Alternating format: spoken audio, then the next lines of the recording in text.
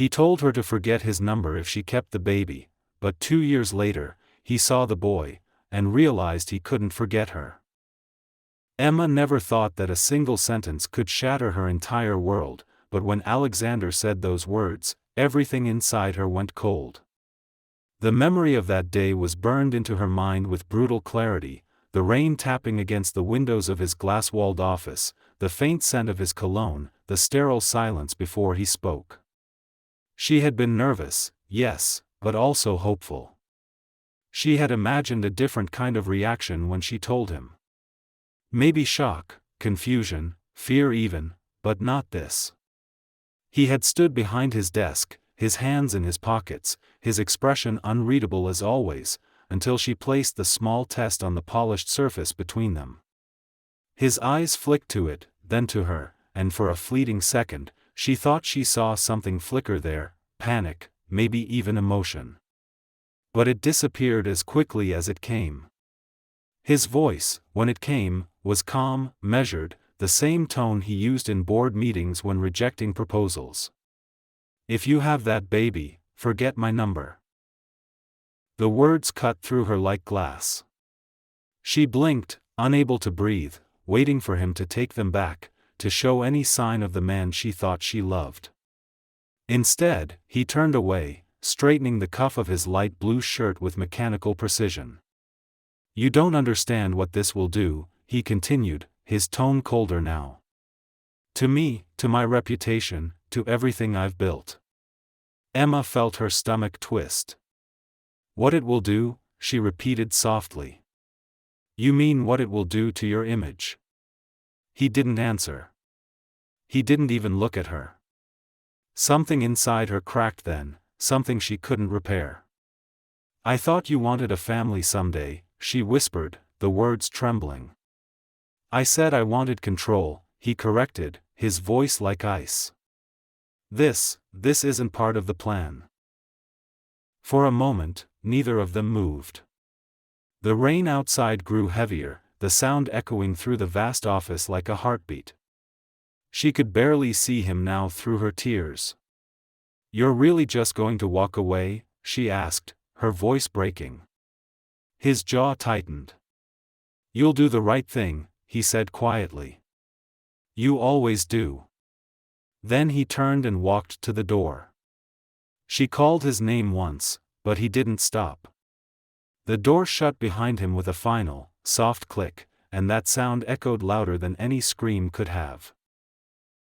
Emma stood there for a long time, her mind numb, her hands trembling around the edge of his desk. The test still lay there, its faint pink lines almost mocking in their certainty. She had imagined this moment so differently, she had imagined tears of joy, maybe even a hesitant smile, some fragile hope of a future together. Instead, she was left in silence, surrounded by the ghosts of promises he never intended to keep. When she finally moved, it was like walking through a dream. She gathered her coat, her bag, and left the office without looking back. She told herself she wouldn't cry anymore, but the tears came anyway, blurring the streetlights as she stepped into the rain. The next days passed in fragments. She quit her job at his company, unable to bear the whispers or the looks. Her friends told her to forget him, that he didn't deserve her pain, but they didn't understand, she hadn't just lost a lover. She had lost the future she thought she was building, the man she thought she knew.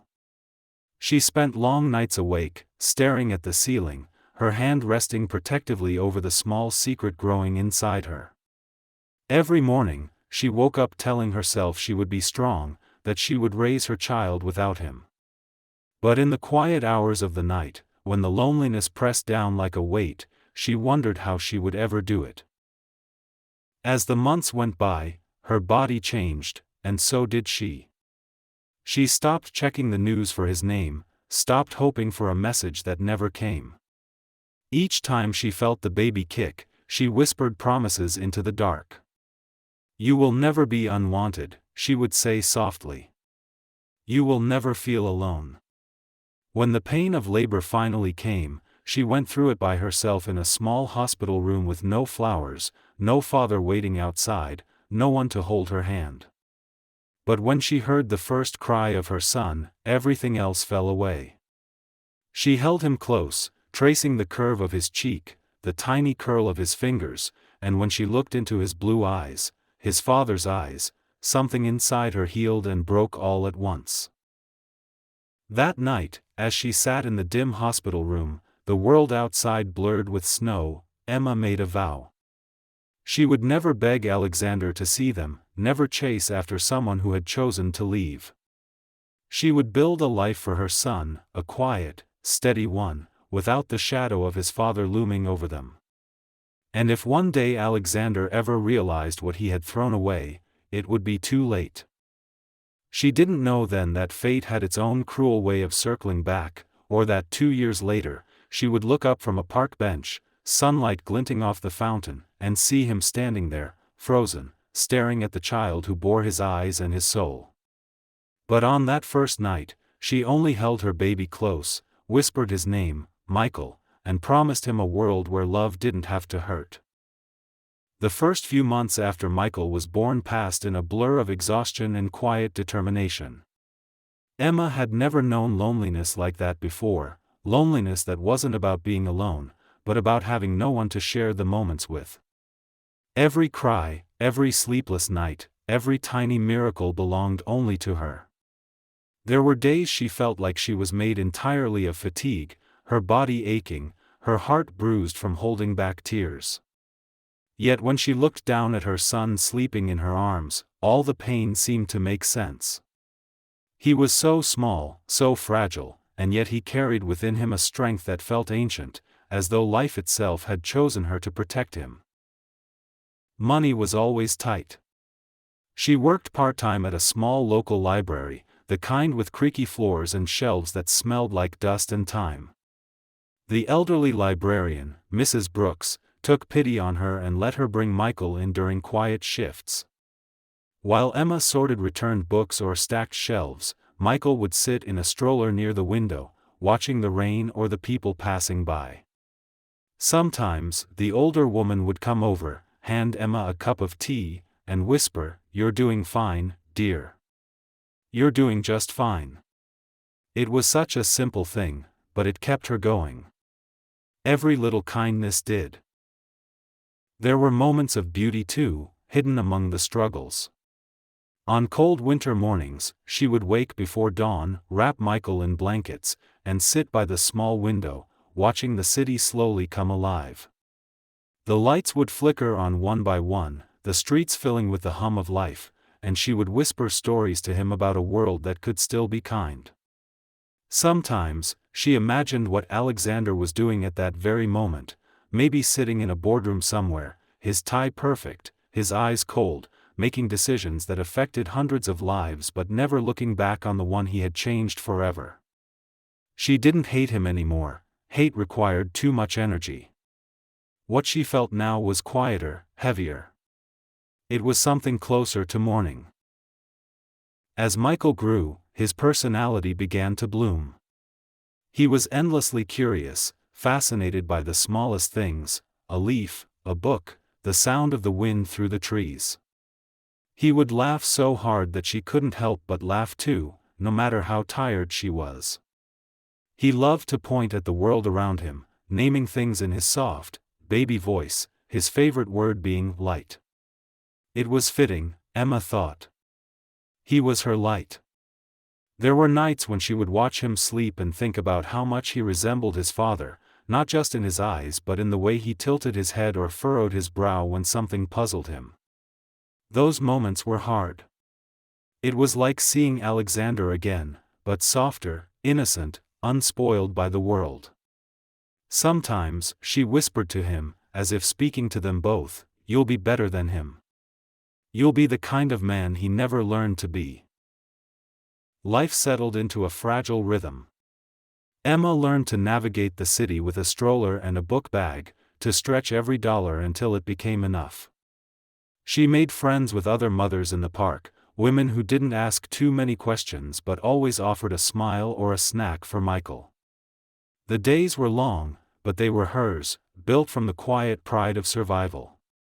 There were still moments when fear gripped her, like when Michael got sick for the first time, his tiny body burning with fever, and she spent the night sitting by his crib, praying to a God she hadn't spoken to in years. But every challenge only made her stronger, more certain that leaving Alexander behind had been the only choice she could live with. Sometimes, at night, she dreamed of him. In her dreams, he wasn't cold or cruel. He was the man she had once thought he was, the one who smiled softly when she laughed, who kissed her forehead when she was nervous before a meeting, who once told her she made his world less gray. Those dreams were the worst because they reminded her that, beneath all the hurt, she still remembered the man he had pretended to be. But every morning, she would wake, see Michael beside her, and the dream would fade.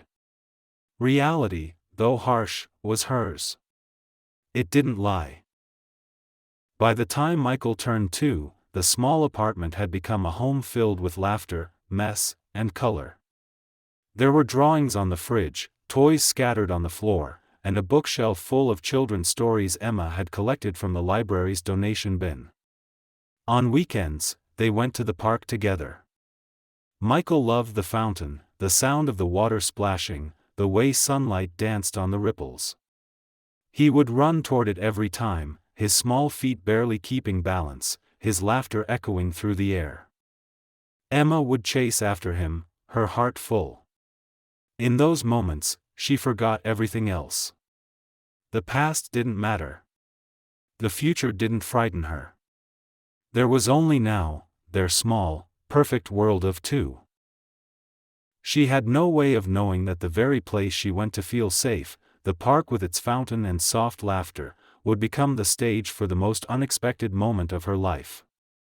Because one afternoon, as she sat on a bench watching Michael play, she would look up and see a man standing across the square, a man in a tailored light gray suit, with sun glinting off his hair, his piercing blue eyes fixed not on her, but on the little boy who looked exactly like him. And in that instant, everything she had built, everything she had fought to protect, would begin to tremble. The day began like any other, warm sunlight slipping through the thin curtains, the quiet sound of birds outside her small apartment window, and Michael's laughter echoing through the hallway as he tried to put his shoes on by himself. Emma smiled, tying his laces when he got frustrated, and promised him they would go feed the ducks after they stopped by the fountain. It was one of those rare, calm mornings when everything felt soft and peaceful, the kind of day that made her forget the chaos that once ruled her life. She didn't know that this simple outing would change everything. The park was busy, filled with families and couples, the air full of laughter and the smell of freshly baked pretzels from a nearby stand. Michael ran ahead, his little hands clutching his toy truck, his curls bouncing in the sunlight. Emma followed close behind, watching him with a quiet pride that only a mother could feel. He stopped near the fountain, fascinated as always by the way the water sparkled, and she sat on a bench nearby, taking a deep breath. It was one of those moments where she truly felt content. Her world was small, but it was safe, and for once, she believed that was enough. But peace has a cruel way of ending when you least expect it. She noticed him before she fully understood who he was. A tall man across the square, standing still while the world moved around him. His light brown hair caught the sunlight, his posture confident yet strangely tense.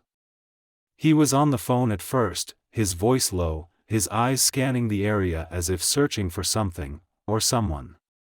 Emma's heart skipped, her mind whispering no, no, it can't be him, not here, not now. But then he turned.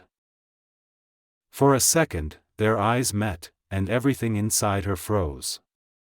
Time seemed to stop, the sounds of the park faded into a dull hum. Alexander Hayes was standing just a few steps away, as real and unshakable as the day she last saw him. Her breath caught in her throat as 100 emotions crashed over her, shock, anger, fear, and something else she didn't want to name. She thought about running, about grabbing Michael and leaving before he noticed, but it was too late. His eyes, those piercing blue eyes she used to know so well, were no longer on her. They were on the boy playing by the fountain. Emma's pulse quickened as she watched realization dawn on his face. He didn't move, didn't blink, didn't breathe. His gaze locked on Michael, studying the shape of his face, the soft brown curls, the tilt of his head. The resemblance was undeniable. It was like looking at a smaller, purer version of himself.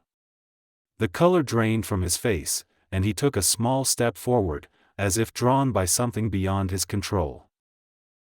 Emma rose from the bench, instinctively moving toward her son, her heart hammering so hard she could barely think. Michael turned at the sound of her footsteps and ran into her arms, laughing. "Mommy, look! The water's dancing," he said joyfully, his eyes wide with excitement. She tried to smile, to pretend nothing was wrong, but her body was trembling. Over Michael's shoulder, Alexander was still standing there, his expression unreadable but his eyes filled with something she had never seen in him before, raw disbelief, maybe even pain. He started walking toward them. Each step felt like an eternity. Emma's fingers tightened around Michael's hand. She wanted to disappear, to melt into the crowd, but she couldn't move. When he finally stopped in front of her, his voice came out barely above a whisper. "Emma?" The sound of her name on his lips after all this time hit her like a wave. She lifted her chin, forcing her voice to stay steady. "You shouldn't be here." He ignored her tone, his gaze flicking between her and Michael. "Is he?" His voice faltered. For a man who had once commanded boardrooms, who could silence anyone with a single glance, he suddenly looked powerless. "You don't get to ask that question," she said sharply, pulling her son closer. "You made your choice." Michael looked up curiously, sensing the tension. "Mommy, who is that?" Before Emma could answer, Alexander crouched down, his voice softer than she had ever heard it. "An old friend," he said, forcing a smile that didn't reach his eyes. Michael, innocent and open, smiled back. "Hi. I'm Michael," he said proudly. Alexander's breath hitched. Hearing his own name, the one he had chosen for himself as a child, come from this little boy felt like a knife twisting deep in his chest. He didn't need a DNA test. The truth was right there, staring at him with eyes that mirrored his own. Emma's hands trembled as she turned away, desperate to end this moment before it tore her apart. "Come on, sweetheart," she said softly to her son. "We're leaving." She didn't look back, but she could feel his gaze on them, heavy and broken.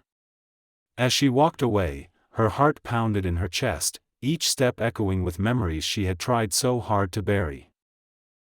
Alexander stood rooted to the spot long after they disappeared into the crowd.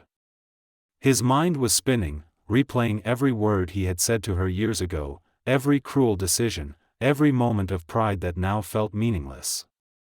He had spent years building an empire, and yet in a single afternoon, one small child had undone him completely. He felt something he hadn't felt in a long time, regret. Not the kind that passes quickly, but the kind that settles deep in the bones, that gnaws at you from the inside. He had wanted control over his life, over everything, but standing there, he realized he had lost control of the only thing that had ever truly mattered. When he finally left the park, he didn't go back to his office. He didn't call his assistant or his driver. He walked for hours through the city, his mind consumed with questions and memories. Every corner seemed to remind him of her, the way she used to smile when she talked about the future, the sound of her laughter, the softness in her eyes when she had told him she loved him. He had destroyed all of it with one sentence. And now, 2 years later, he had to face the truth: he hadn't just lost her. He had lost his son. That night, Emma couldn't sleep. The image of Alexander standing by the fountain replayed in her mind over and over until it blurred with the darkness around her. She lay in bed with Michael curled against her, his small hand resting over her heart, and felt her chest tighten. For 2 years, she had lived as though that chapter of her life no longer existed, as though it belonged to someone else, a different Emma, one who had believed in love, in promises, in the future she thought she could build with him. Seeing him again had ripped that illusion wide open. She could still hear the disbelief in his voice when he said her name, the way his eyes widened when he looked at Michael. She had wanted to scream at him, to tell him he had no right to feel anything, not after the words he had thrown at her like stones. Instead, she had done the only thing she could, walk away. In the morning, the world went on as if nothing had happened. She made breakfast, packed Michael's small backpack for daycare, and went to work at the library. But no matter how hard she tried to focus, she couldn't stop replaying the encounter. Every detail clung to her, the way he looked older, the faint tiredness around his eyes, the hesitation in his voice. He had always been so composed, so sure of himself, and yet yesterday he had looked lost. Part of her wanted to believe that meant something, that maybe he finally understood what he had done. But the other part of her, the one that had survived his rejection, warned her not to fall for ghosts. When she went to pick up Michael that afternoon, she found him sitting by the window, playing with his toy cars. His smile melted everything. "Mommy," he shouted, running to her with his arms wide open. She scooped him up, burying her face in his hair, breathing in his scent, grounding herself in the only truth that mattered. But even then, as she held him, she felt the weight of that moment at the park. The possibility that Alexander might try to find them gnawed at her. She couldn't let him disrupt the life she had built, not now. What she didn't know was that Alexander hadn't slept either. He had spent the night pacing his penthouse apartment, haunted by the memory of the little boy's face. Every time he closed his eyes, he saw Michael's eyes staring back at him, identical to his own. He poured himself a drink, then another, but nothing dulled the ache in his chest. He tried to reason with himself, to apply the same logic that had guided every decision he'd made in business: control, detachment, clarity. But this was different. This was chaos, and for the first time, he didn't know what to do. At dawn, he sat by the window of his apartment, watching the city below, and realized how hollow it all felt. The success, the power, the endless meetings, it all meant nothing now.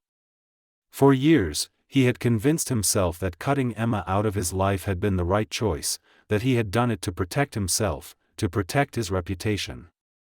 But now he understood the truth he had refused to face: he had been a coward. He had loved her, more than he'd ever admitted, and he had destroyed that love out of fear. By mid-morning, he made a decision. He would find her.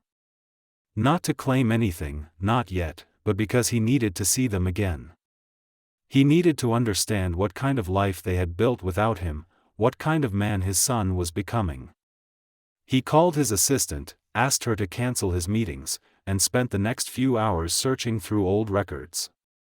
It didn't take long. Alexander Hayes had always had the means to find anyone. Within a day, he had an address. Emma was leaving the library when she saw the car parked across the street, a sleek black sedan that didn't belong in her quiet neighborhood. Her stomach dropped when the driver stepped out and opened the door for the man inside. She froze. Alexander emerged, dressed in a dark coat, his expression unreadable. For a moment, neither of them moved. The air between them felt heavy with everything left unsaid. She was the first to speak. "You shouldn't be here," she said again, her voice steadier this time. He took a step forward, his eyes softening. "I had to see you." She shook her head. "You've seen enough." He hesitated, his jaw tightening. "Please, Emma. I just want to talk." Her instinct screamed at her to leave, but there was something in his tone, something raw, unfamiliar, that made her pause. She glanced toward her apartment window, where she could see Michael's small silhouette drawing at the kitchen table. The sight of him gave her strength. "Talk about what?" she asked finally, crossing her arms. "About how you told me to forget your number. Or maybe about how you decided a child wasn't part of your perfect life." Alexander winced at her words, his composure cracking. "I was wrong," he said simply. She laughed, but there was no humor in it. "Wrong? You think that word fixes anything?" He took another step closer. "No. But maybe it's a start." She looked away, her throat tightening. For a long time, she had imagined this moment, what she would say if she ever saw him again. But now that it was happening, all she felt was exhaustion. "You don't get to start over, Alexander," she whispered. "You walked away." He nodded slowly, his eyes glistening with something she never thought she'd see in him, remorse. "I know," he said quietly. "And I've regretted it every day since." Before she could respond, a small voice interrupted them. "Mommy?" Michael stood at the door, holding his drawing, his curious eyes flicking between them. Emma's heart twisted. Alexander turned toward him, his breath catching as if seeing him for the first time all over again. Michael smiled shyly and waved. "Hi again," he said. Emma stepped protectively in front of him, her hand resting on his shoulder. "Inside, sweetheart," she said softly. But Michael looked up at her, confused. "That's the man from the park," he whispered. Emma didn't answer. Alexander's expression broke completely. He crouched down, trying to steady his voice. "You draw?" he asked gently. Michael nodded and held out the paper. "It's a fountain," he said proudly. "Mommy says it's our favorite place." Alexander took the drawing carefully, his throat tightening as he looked at the shaky blue lines. Emma stood there, torn between anger and heartbreak, between wanting to protect her son and the faint echo of the love she had once known. When Alexander finally looked up, his voice was barely audible. "He's perfect," he said. "He's yours," she replied, her tone cold but trembling. Then she took Michael's hand, turned, and walked back inside.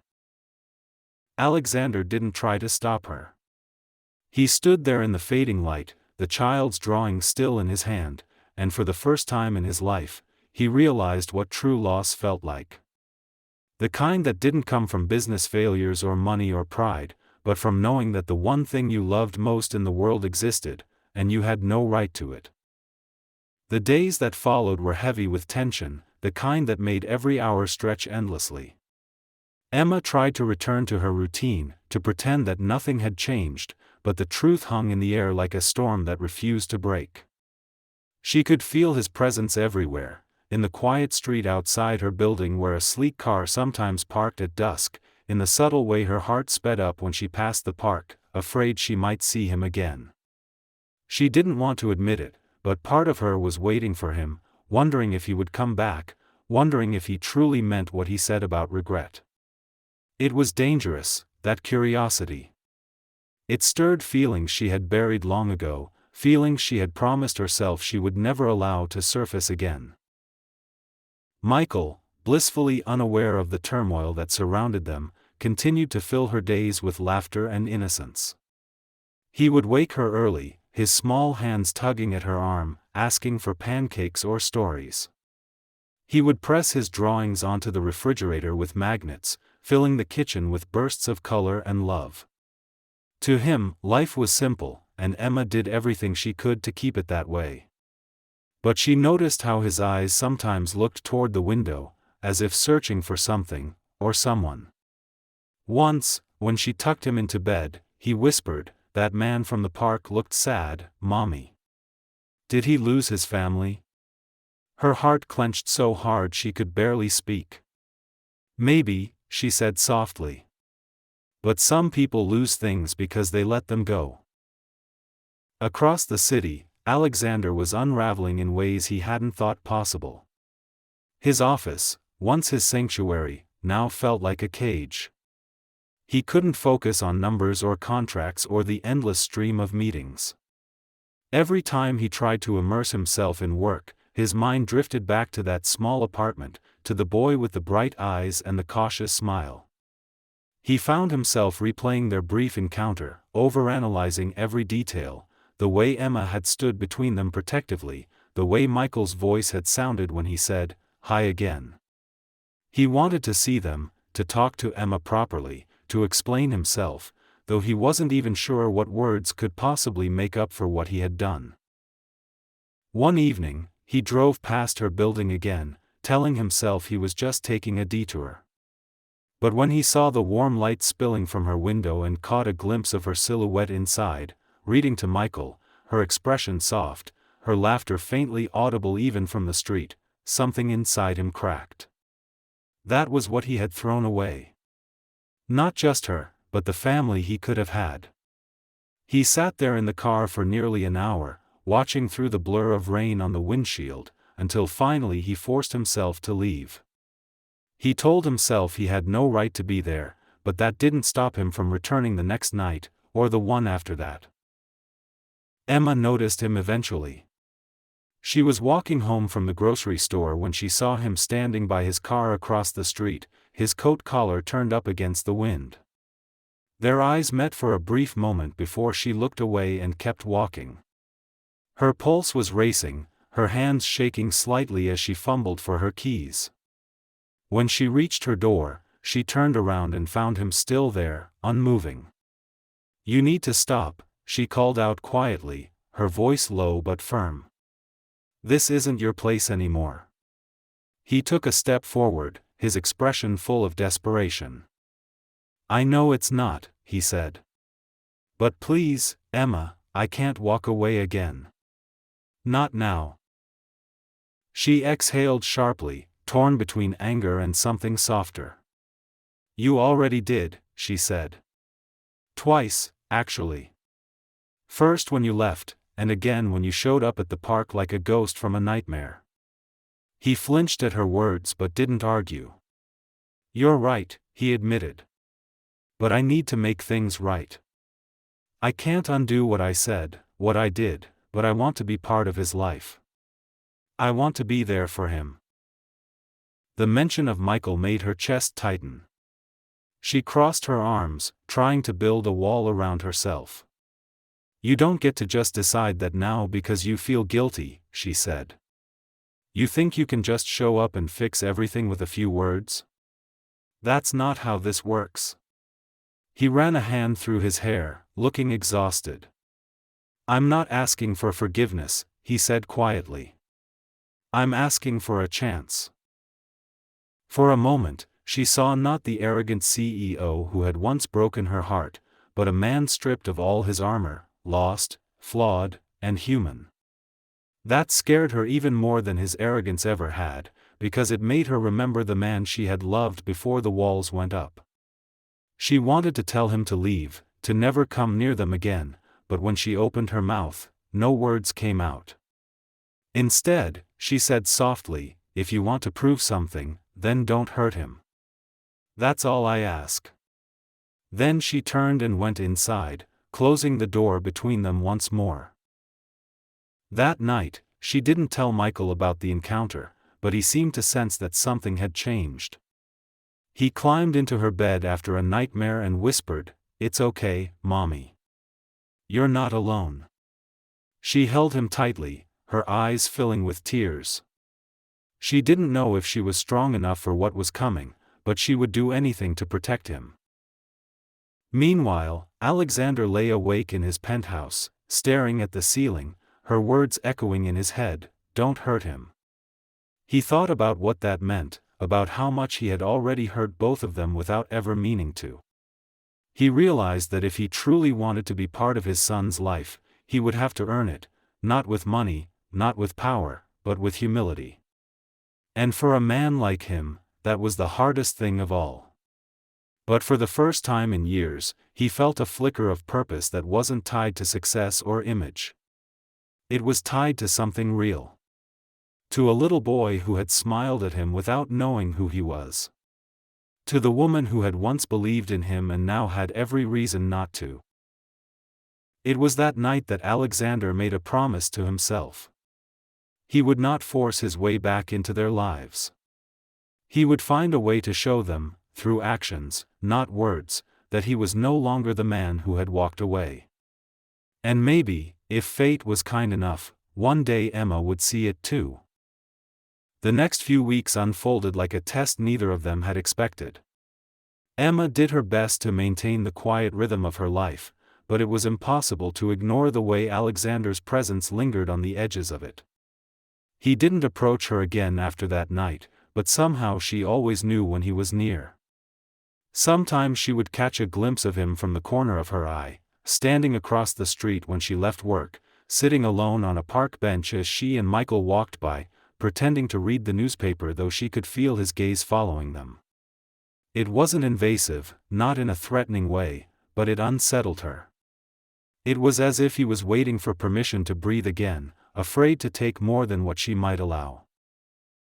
At first, she told herself that he would get tired and disappear, that his guilt would fade like everything else from their past. But he didn't. Instead, he began showing up in quieter ways, ways that made her heart ache with confusion. When her car broke down one morning, she found it fixed the next day, the bill already paid and no note left behind. When the library received an anonymous donation that covered the cost of a new children's reading room, she knew, somehow, that he was behind it. It infuriated her, this attempt to fix what couldn't be repaired with money, but it also made her wonder if he was changing, if he was trying to become someone better. One evening, as autumn deepened and the air turned crisp, Emma took Michael to the park to feed the ducks before sunset. The fountain shimmered under the fading light, and the trees glowed gold and amber around them. Michael laughed as he tossed crumbs into the water, his joy so pure it drew smiles from strangers. Emma sat on a nearby bench, lost in thought, when a familiar voice broke through the noise of the park. "May I sit?" She turned to see Alexander standing there, dressed casually for once, his coat open, his eyes uncertain. She hesitated for a long moment before nodding. "You already are," she said quietly, and he sat beside her. For several minutes, they said nothing. The sounds of the park filled the silence, the splash of the fountain, the rustle of leaves, Michael's laughter drifting through the air. Finally, Alexander spoke, his voice low. "He looks happy." Emma nodded, keeping her eyes on her son. "He is. He deserves to be." Alexander swallowed hard, his hands clasped together. "I don't expect you to believe me," he said after a pause, "but I've thought about you every day since that night. The words I said, they were cruel. I thought I was protecting myself from something I didn't understand, but all I did was destroy the only good thing I ever had." Emma's chest tightened, but she didn't look at him. "Do you think saying that changes anything?" she asked softly. "Do you think it takes away the years I spent alone, raising him, wondering how I would pay for diapers or food, wondering why the man I loved suddenly decided he didn't want to be part of our life?" Her voice trembled, but she forced herself to stay composed. "You told me to forget your number, Alexander. You made me believe I meant nothing." He turned toward her, his face filled with guilt. "I was a coward," he admitted. "Everything about you scared me. The way you believed in things, in people, in love, it terrified me because I didn't. I grew up thinking emotions made you weak, that love was just another way to lose control. And when you told me you were pregnant, I panicked. I told myself it wasn't real, that it couldn't be. I wanted to believe that walking away was strength, but it wasn't. It was the worst mistake of my life." Emma finally looked at him, her blue eyes hard but glistening. You don't get to rewrite the story now. You left, and I built something without you. You can't just walk back in and expect to be forgiven. He nodded slowly. I know, he said. I don't expect forgiveness. I don't even expect you to let me be part of his life. But I need you to know that I'm here. Not to fix things. Not to control anything. Just, here. For a long while, she didn't answer. Michael ran up then, clutching a handful of leaves, his cheeks flushed with excitement. Mommy. Look, he said proudly. Then he noticed Alexander and smiled shyly. Hi again. Alexander's heart clenched. He smiled back, his voice gentle. Hey, buddy. Those are some great leaves. Michael nodded and held one out to him. You can have it, he said. Alexander took it carefully, his fingers trembling. Thank you, he whispered. Emma watched them, her expression unreadable. Something inside her shifted as she saw the way Alexander looked at Michael, not with the pride of ownership, but with awe, almost reverence, as though he couldn't believe something so perfect could exist. When Michael ran off again, chasing a squirrel, she turned back to Alexander. If you're serious about being here, she said finally, you'll need to earn it. Not from me, from him. He doesn't need a stranger showing up and disappearing again. He nodded, his throat tight. I won't disappear. She studied him for a long moment, as if weighing his words, then stood. We'll see, she said softly. Actions speak louder than promises. Then she called out to Michael, and they began walking toward the park gate. Alexander stayed where he was, the leaf still in his hand, watching them go. For the first time since he had met her, he didn't feel the urge to chase her. Instead, he felt something quieter, steadier, resolve. From that day forward, Alexander began to show up in small, quiet ways. He volunteered at the community center where Michael's daycare was held, anonymously donating books and toys. He never approached them directly, not until Emma made it clear that she was ready. He learned patience, something his old self would have considered weakness. And each time he saw Michael smile or heard his laugh from across the park, he felt a tiny piece of his old arrogance crumble away. Emma noticed the changes too, even if she pretended not to. She would catch glimpses of him helping a child reach a book, or talking to the staff with genuine warmth instead of his usual polished charm. It confused her more than she wanted to admit. He was no longer the man she had known, the man who had once believed he could buy his way out of consequences. This version of Alexander was quieter, humbler, and she didn't know what to do with that. Late one night, as she sat by the window after putting Michael to bed, Emma realized something that both scared and comforted her: she didn't hate him anymore. The pain was still there, yes, but it no longer consumed her. What she felt now was more complicated, a mix of sorrow, longing, and the faintest spark of hope. She wasn't sure what it meant yet, or whether she could ever let him in again. But as she looked out into the darkness, she knew one thing for certain. He was trying. And maybe, just maybe, that was the beginning of something neither of them had expected. Winter arrived quietly that year, coating the city in a thin layer of frost that shimmered under the streetlights. The park where Emma often brought Michael was now a white wonderland, the fountain frozen mid-splash, the trees glistening like glass. Emma bundled her son in his blue coat and knitted scarf, and they spent the afternoon building small, lopsided snowmen while their laughter filled the cold air. It should have been a perfect day, yet she couldn't ignore the constant awareness that Alexander might appear at any moment. Ever since their conversation in the park, she had sensed him hovering at the edge of her life, not intruding, not demanding, simply existing there like a shadow that refused to fade. He had kept his word, though. He hadn't disappeared, nor had he pushed for more than she was willing to give. Every week or two, she would find small signs of him, a new book left at the library's doorstep, a donation slip with no name, or a kind word passed along by someone who had met him at the community center. It was strange, seeing him rebuild himself piece by piece, not through grand gestures but through quiet consistency. And although she never admitted it aloud, Emma found herself waiting for those small traces of him, as if they were proof that people could change after all. One snowy Saturday afternoon, Emma took Michael to a holiday charity event held at a local hotel.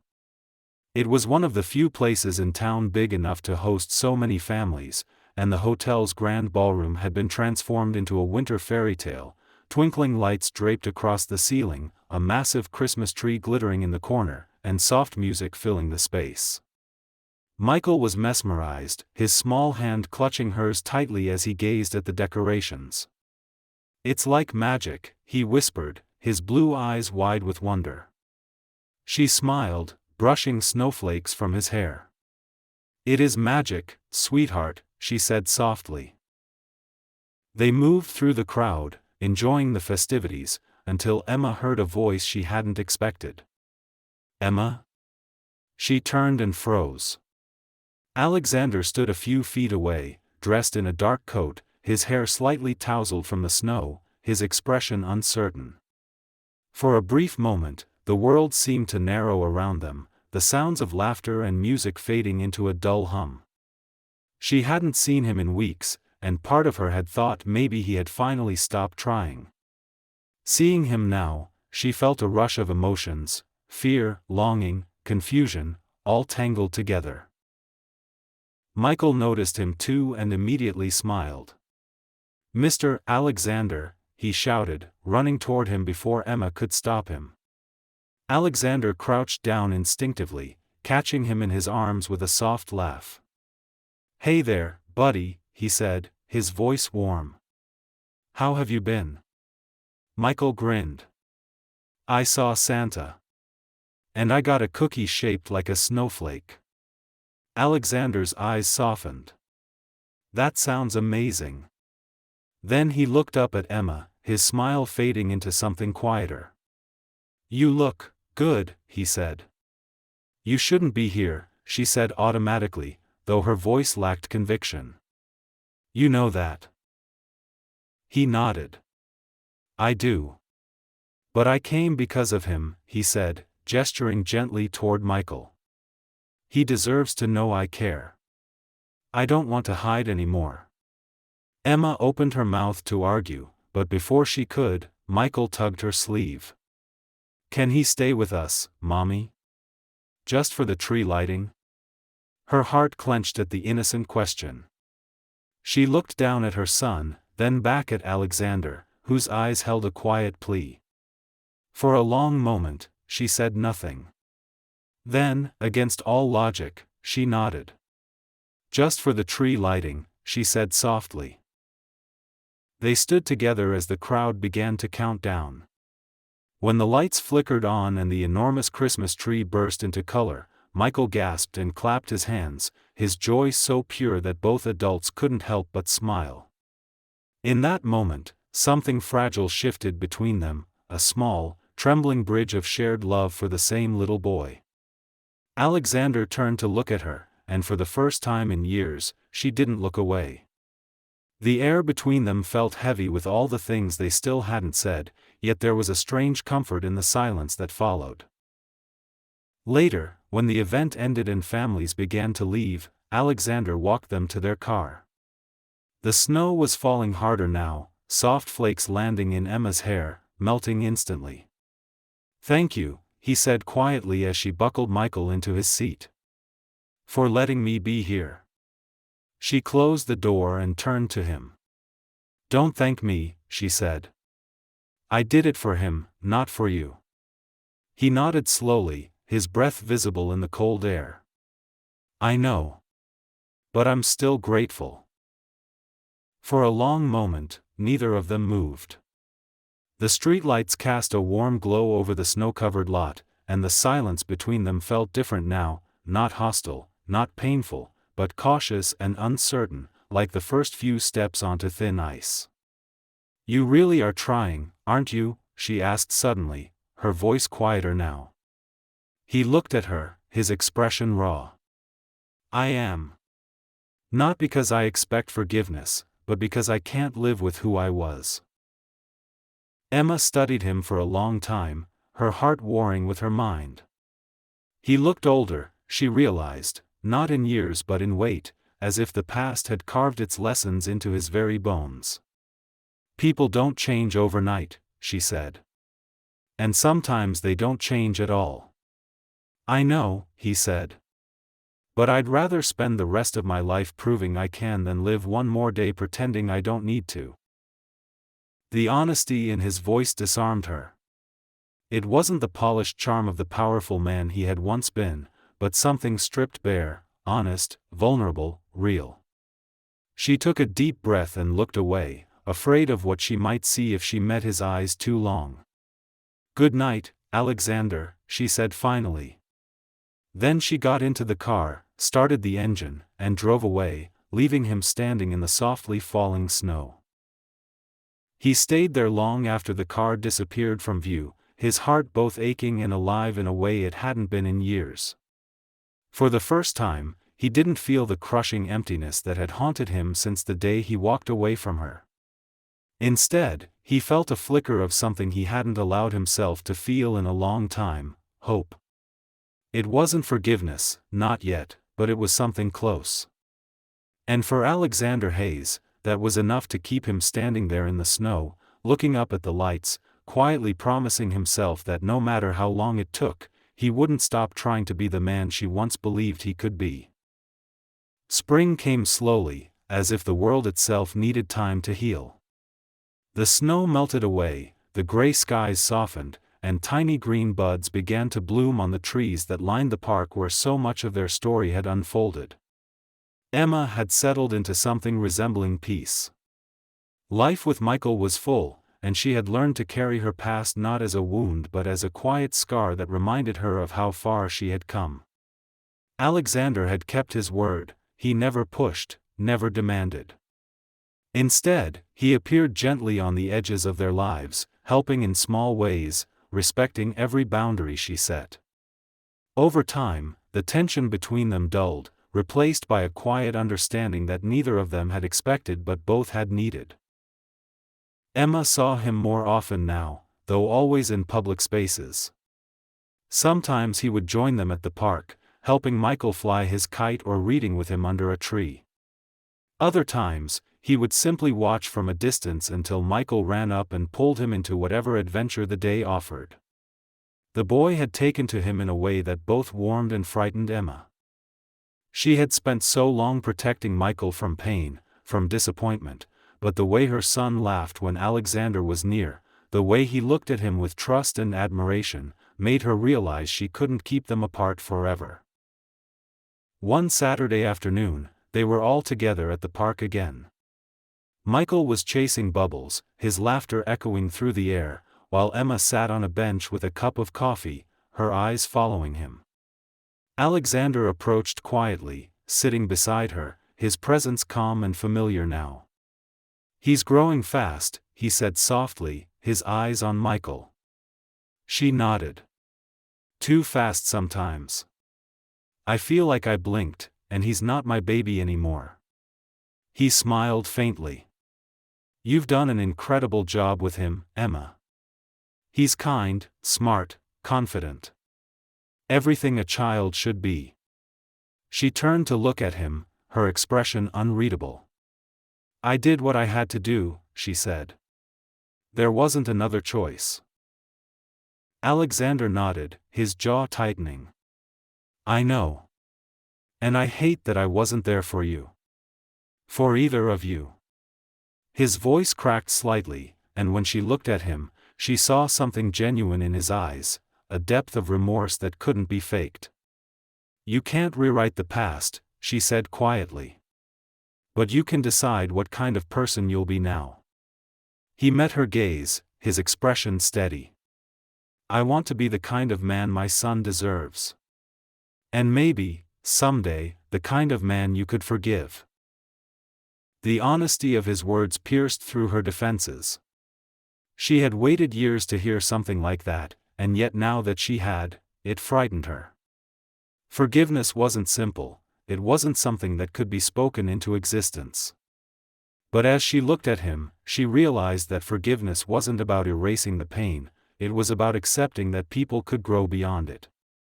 She turned her gaze back to Michael, who was waving at them from across the park, his small hands covered in soap bubbles. "Maybe someday," she said softly. "But not because I owe you that. Because we both deserve peace." He smiled faintly, and for the first time, she saw light in his eyes again. They sat there for a long time, not needing to speak. The silence between them felt different now, not full of pain or regret, but of quiet understanding. It was as if all the storms they had endured had finally calmed into still water.